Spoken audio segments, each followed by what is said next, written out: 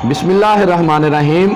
हम आपको हमारे चैनल में खुश आमदीद कहते हैं। दोस्तों, आज मैं आपको एक ऐसी दुआ के बारे में बताने जा रहा हूं जो कि दर्दों की नहायत मुफीद दुआ के तौर पर साबित हुई है। तो दोस्तों, उस दुआ का नाम है होम्योपैथिक। ये दुआ है कालमिया होम्योपैथिक की ऐसी दुआ है जो दर्दों में उस जगह पे काम करती है जब दर्दें जगह बदलती रहती हैं, जैसे गठियावी दर्दें या आप पंजाबी में जिसे वाई बादी की दर्दें कहते हैं, उसमें ये नहायत मुफीद दवा के तौर पर साबित हुई है। बाई की जो दर्दें हैं उनके लिए इससे बढ़कर शायरी कोई दवा हो तो ये नहायत मुफीद दवा के तौर पर साबित हुई है।